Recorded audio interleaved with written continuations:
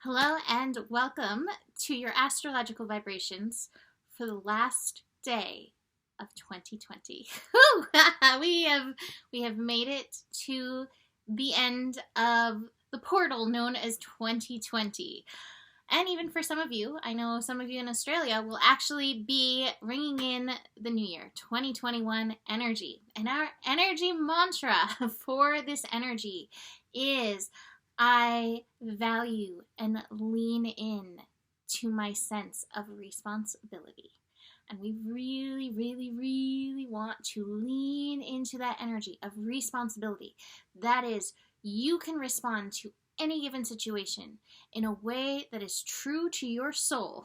We so want to lean into that energy to end this portal and to begin the next portal. And we have some interesting astro pulling us through this eye of the needle.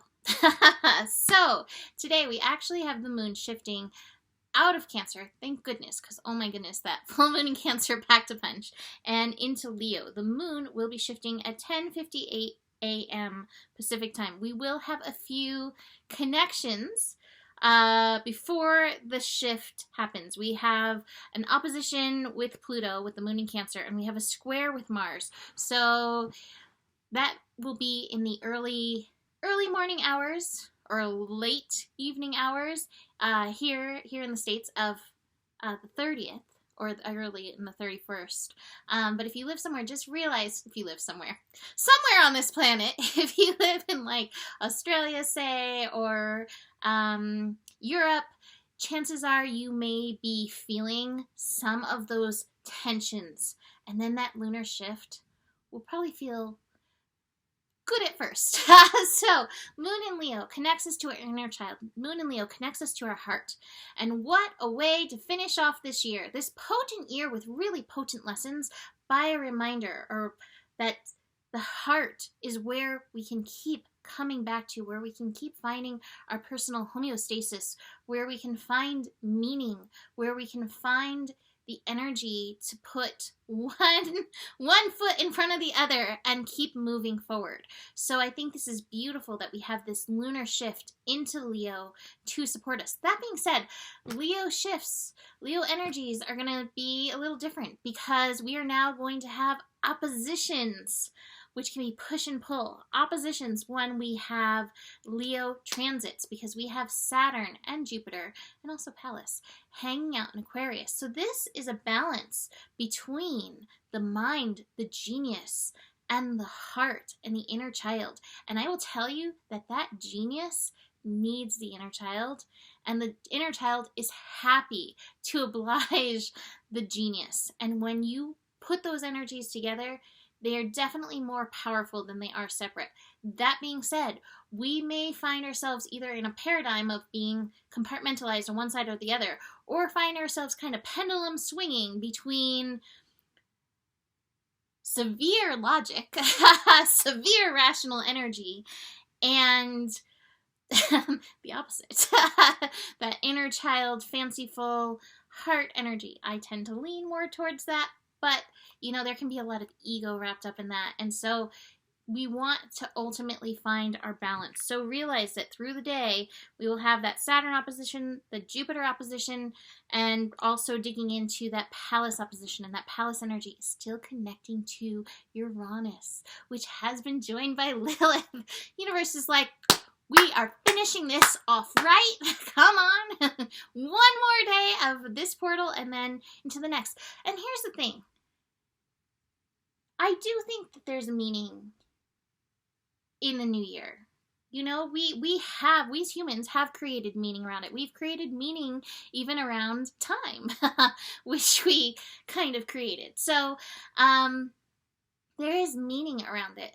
And a lot of the meaning is the meaning that we give it. So what is the responsibility that you are going to give to 2021? And how are you being called to show up in this, again, I feel like portal is the best thing that we can call it, in this new portal that we are entering. And I think we really need to look to 2020 because we're not going to hit 2021 and suddenly everything's going to be like, I wish I had a magic wand and sound effects right now. Like the I Dream of Jeannie sounds or something. It's not going to just shift like that. And I think we know that. And I think we're also like hoping like, can we get back to normal? 2021 will have its own challenges, but part of the challenges will be us making sure that we've learned our lessons from 2020 so we don't have to go deeper to learn what it is that we need to learn. And I think there's so many people in so many stances in regards to the energies. But I think where we can come together in agreement is the way we have been living, in every sense of the word. Living, as in the food we're eating, the way we transport ourselves, the way we show up and work in this world, how we relate to each other. So many more energies, but it's not been sustainable. And even if we were comfortable in it, there's a lot of toxicity in so much of it, whether it is the toxicity in working ourselves to death, or the toxicity of not being able to be our true selves in interactions with each other, or the toxicity in our water supply, or the toxicity in the foods that we're eating. There's a lot of toxic energies to become aware of. At the same time, oh my God, there are so many healing energies available to us on this planet. It may not be so much focusing on what is toxic, but rather tuning into the vibrations, using these Aquarius vibes, using these Aquarius energies. What are these healing energies? What are these nurturing energies that we can put our value into? We can put our time and energy and effort into. The awareness of that, wrapping that up in an energetic package and like holding that close to us as we move into 2021 feels very important. It is up to us to value our responsibility in anything and everything at this time. So just keep that in mind as we're finishing up this year, because otherwise the universe is like, okay, they want some more lessons. So I think, again, I've been talking about it a lot. The full moon brought it up.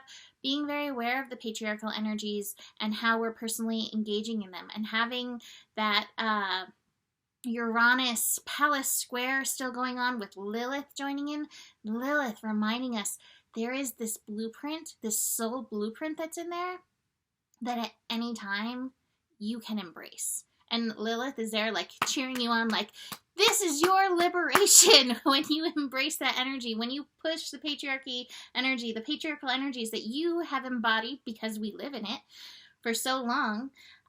When you push even a little bit of that aside and like, no, here is the call of my soul. I shall honor this. There is so much power in that. And bit by bit, step by step, we are being called into that. Also feeding into this paradigm and this energy is the moon. And I think that we have so much to glean and be offered by our inner child and by our hearts. However, we may find our egos getting a little bit triggered. Actually, funny enough, that is happening right before midnight.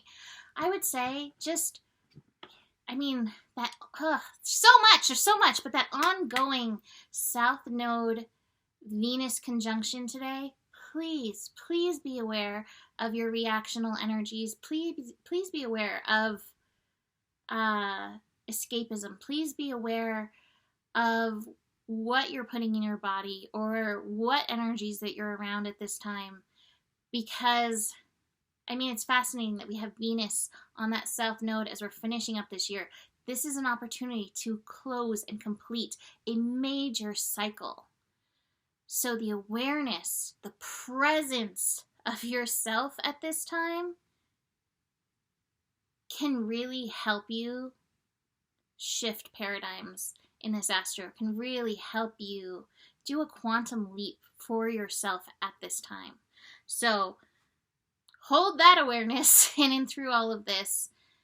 And just be aware. The triggers will be up. The triggers will be real. And I think that, you know, like there's valor in it. We want to protect that inner child. Like, I want to protect you. You don't deserve to be treated like that. We do that unconsciously. And yet we can be present for that child rather than outsourcing energies. So awareness of that as we finish up this year. But again, there will be triggers. What do you value? Stick with that. Energize that as we close this portal and enter a new one. Card-wise. Chart-wise was there. Card-wise. I love this to finish up the year. Receptivity, Queen of Cups, and abundance. King of Pentacles. Be receptive for the good. Again, rather than focusing so much on the toxicity, what is the good, the nurturing that you can increase in your life today? You don't have to wait till January 1st. Do it now. Do it today. Can you be receptive to those good, balanced vibes? That being said, I have the experiencing card. The experiencing card always looks so mild, and yet the experiencing card is like, yeah. I actually think of what I came through was there's a picture of Dorothy and Alice in Wonderland. Excuse me, because I'm going to swear, and I usually try not to on here because I know some of you have kids watching, but it's like, I've seen some shit.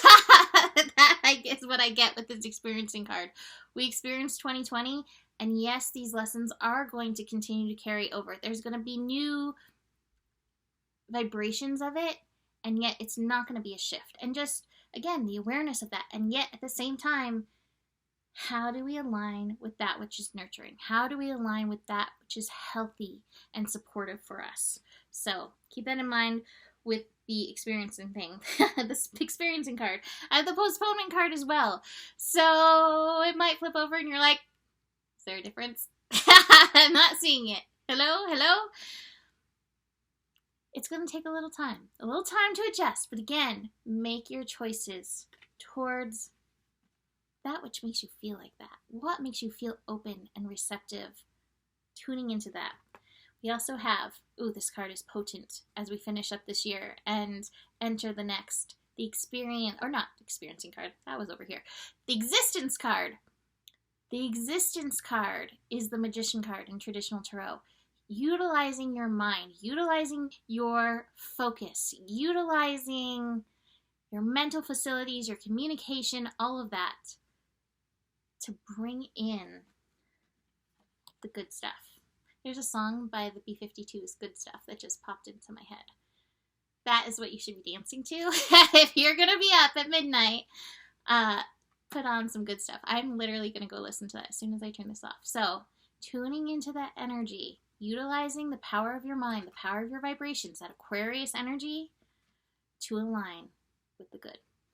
So that is it for today. You can book a reading with me. Email me, mimiclark@gmail.com. I know my website is down. I appreciate everybody who has told me that. I gotta get working on that, but I've been focusing on getting charts done and holidays, and I don't know why it's down.